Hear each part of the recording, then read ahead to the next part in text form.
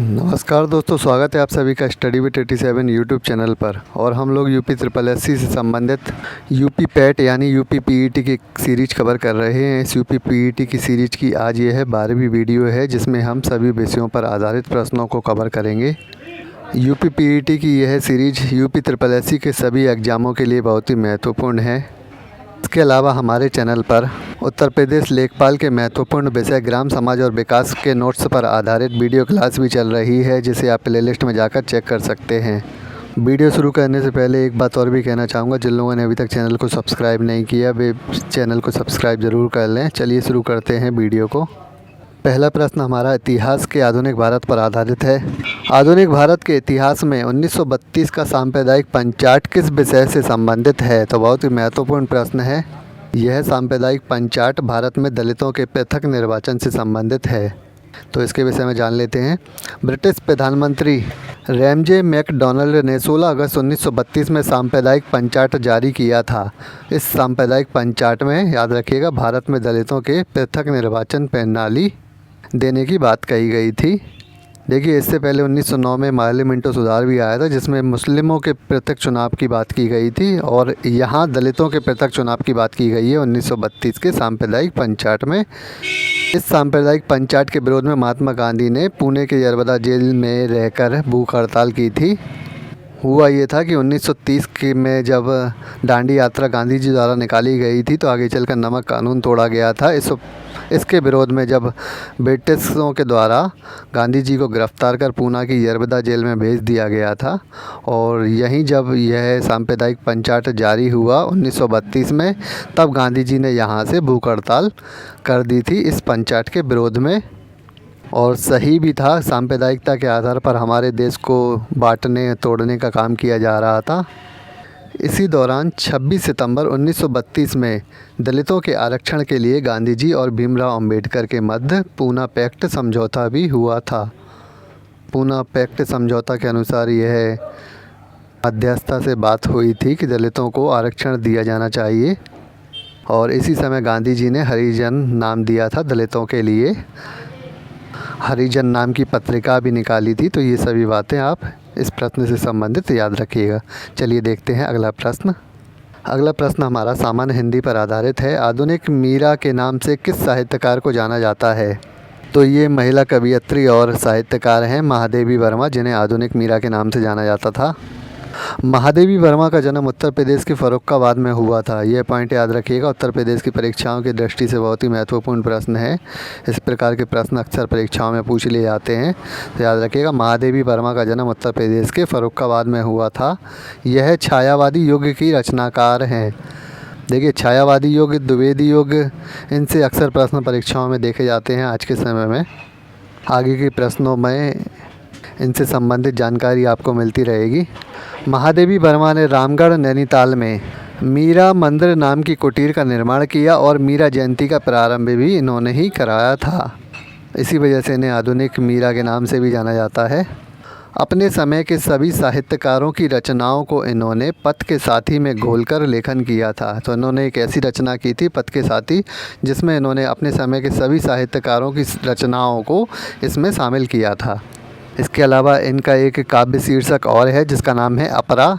इसके विषय में भी याद रखिएगा, जिसमें निराला की कृतियों को इन्होंने शामिल किया था। चलिए आगे देखते हैं। अगला प्रश्न हमारा इतिहास के प्राचीन भारत पर आधारित है। त्रिपक्षीय संघर्ष में कौन सा वंश कभी भी पराजित नहीं हुआ? तो त्रिपक्षीय संघर्ष बहुत ही महत्वपूर्ण पॉइंट है, और इस पर प्रश्न पूछे जाते हैं।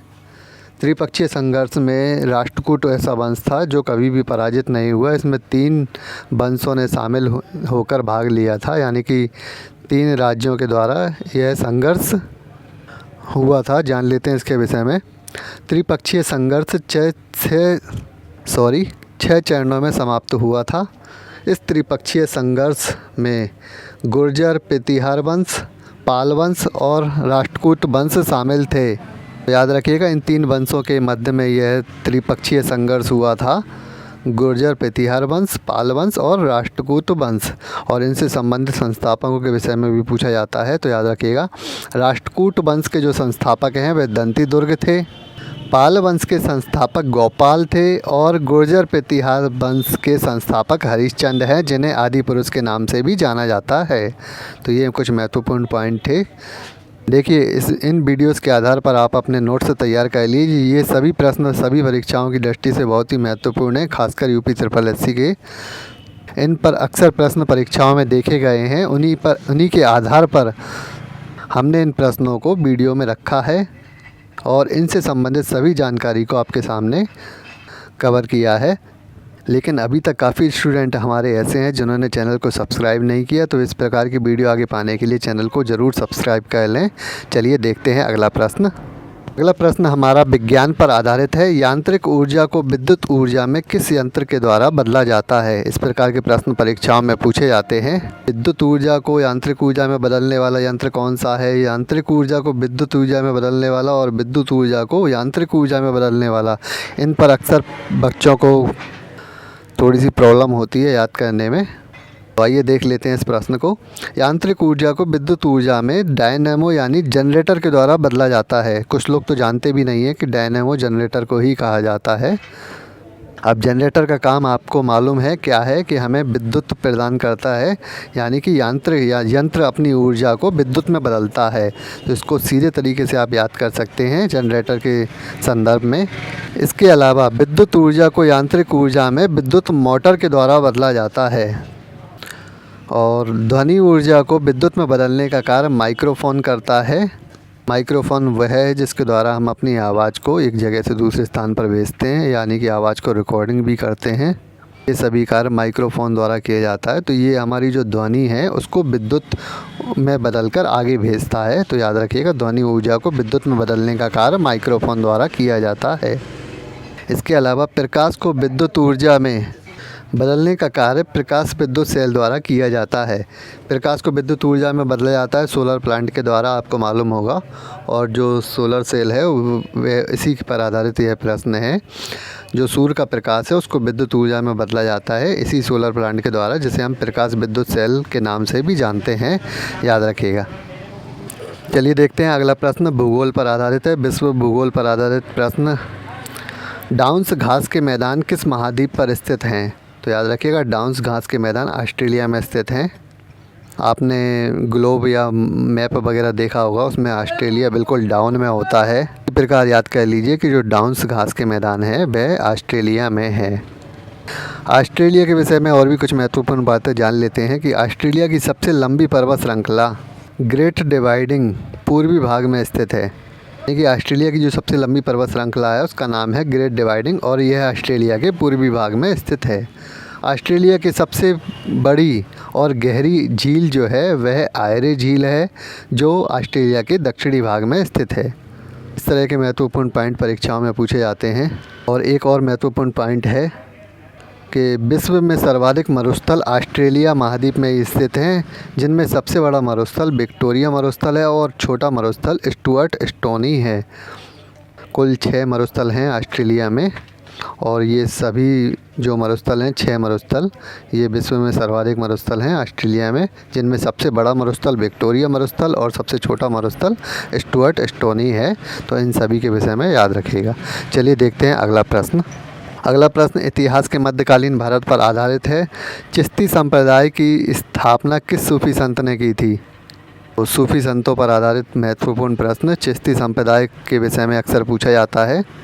चिश्ती संप्रदाय की जो असल में स्थापना है मूल रूप से ईरान में की गई थी अब्दुल चिश्ती के द्वारा। कई जगह अब्दाल भी लिखा है, तो याद रखिएगा अब्दुल या अब्दाल चिश्ती के द्वारा चिश्ती संप्रदाय की स्थापना की गई थी।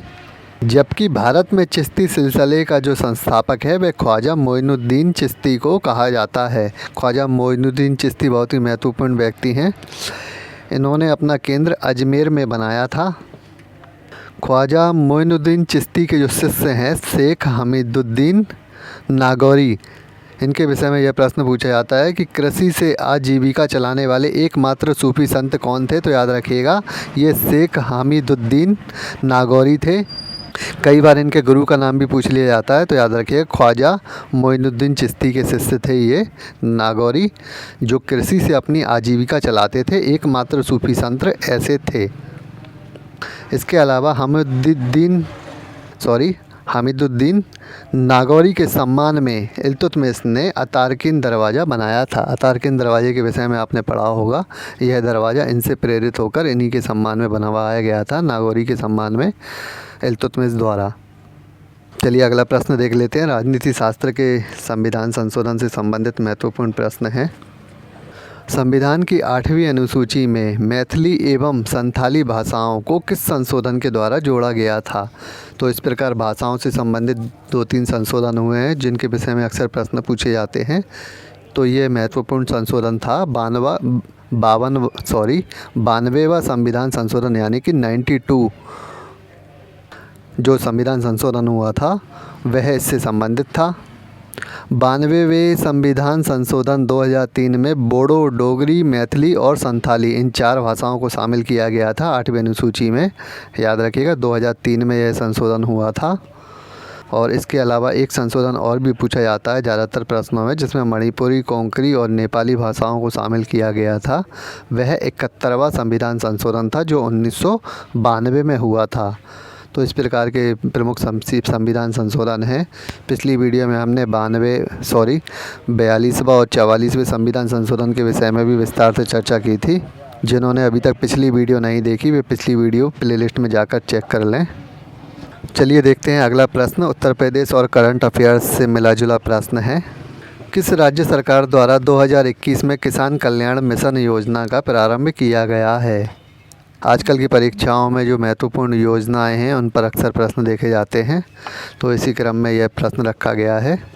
किसान कल्याण मिशन योजना का प्रारंभ उत्तर प्रदेश सरकार के द्वारा ही किया गया है। ये इस योजना के विषय में जान लेते हैं कुछ महत्वपूर्ण बातें। 6 जनवरी 2021 को उत्तर प्रदेश सरकार द्वारा किसान कल्याण मिशन योजना का प्रारंभ किया गया है। तो इस प्रकार योजनाओं की प्रारंभ तिथि भी पूछी जाती है, तो प्रारंभिक तिथि के विषय में याद रखिएगा 6 जनवरी 2021 में इसका शुभारंभ हुआ। इस योजना के प्रमुख उद्देश्य किसानों की आय को बढ़ाना, कृषि से संबंधित नई तकनीक की जानकारी देना एवं सरकारी योजनाओं को किसानों तक पहुंचाना है। देखिए, ग्रामीण क्षेत्रों से संबंधित जो भी योजनाएं सरकार द्वारा जारी की जा रही हैं वे सभी ग्रामीण परिवेश से संबंधित एग्जामों के लिए बहुत ही महत्वपूर्ण होती हैं। इन पर प्रश्न ज़रूर परीक्षाओं में पूछा जाता है।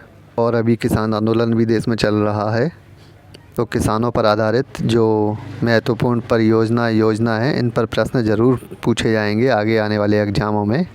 और देखिए, इस प्रश्न में दिया भी गया है कि इस योजना के अंतर्गत नई कृषि कानूनों के प्रति किसानों को जागरूक भी किया जाएगा। हालांकि ऐसा कार्य इस कानून को बनाने से पहले किया जाना चाहिए था कि किसानों को कृषि कानून बनाने से पहले उसके प्रति जागरूक करना चाहिए था कि हम इस प्रकार एक कानून आपके लिए लेकर आ रहे हैं जिसमें यह सुविधाएं आपको दी जाएंगी। अगर ऐसा होता तो शायद आंदोलन ना भी होता। चलिए देखते हैं अगला प्रश्न। अगला प्रश्न कंप्यूटर पर आधारित है। किसी बिल्डिंग अथवा छोटे भौगोलिक क्षेत्र में आपस में जुड़े कंप्यूटर नेटवर्क को क्या कहा जाता है? तो ऐसे कंप्यूटर नेटवर्क को कहा जाता है लोकल एरिया नेटवर्क, जिन्हें लैन के रूप में जाना जाता है। लोकल एरिया नेटवर्क में कंप्यूटर को बस टोपोलॉजी एवं एक्स सिंगल केबल से जोड़ा जाता है। लोकल एरिया नेटवर्क 0 से 10 किलोमीटर की दूरी तक का फैला होता है। लोकल एरिया नेटवर्क के अंतर्गत किसी बिल्डिंग, ऑफिस, यूनिवर्सिटीज़ कैंपस में शामिल कई कंप्यूटरों को एक साथ जोड़ा जाता है। इस प्रकार नेटवर्क पर आधारित प्रश्न भी कई बार परीक्षाओं में पूछे जाते हैं।